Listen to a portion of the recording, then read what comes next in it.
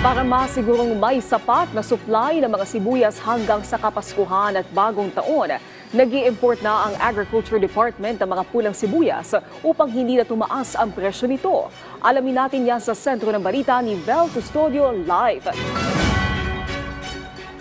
Naomi, inaasahang bababa na ang presyo ng sibuyas sa susunod na linggo. Ayon yan sa Department of Agriculture. Kasunod ito ng pagtaas ng presyo ng pulang sibuyas na kasalukuyan ay nasa 230 hanggang 300 pesos per kilo. Pagtipis ng supply ng lokal na sibuyas sa cold storage facilities ang dahilan ng pagtaas ng presyo nito, ayon sa Department of Agriculture. Supply pa kasi ito noong Marso sa huling harvest season ng sibuyas ngayong taon. Upang masolusyonan ang pagbaba ng supply at pagtaas ng presyo nito, nag-i-import na ng sibuyas ang bansa hanggang sa katapusan ng Disyembre.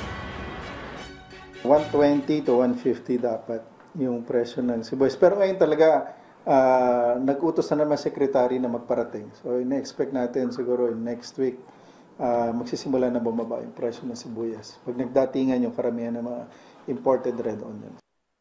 Halos 60 metrikong tonelada na ang inaasahang darating na import volume ng pulang sibuyas. Mahigit 11,000 metrikong tonelada naman ang pumasok na sa bansa.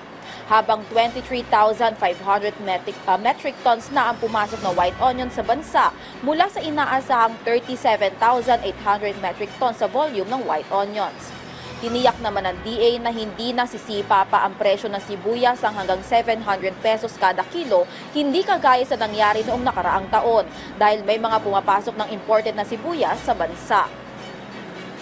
Enough yung volume na parating until the end of the year to cover yung requirements natin, especially pagpasok ng holiday season.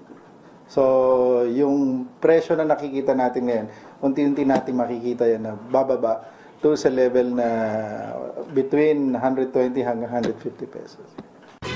Naomi, ayon naman sa DA, hanggang sa December lang papayagan ng importation ng sibuyas kasi magsisimula na yung harvest season simula January hanggang Marso sa susunod na taon. Balik sa iyo, Naomi.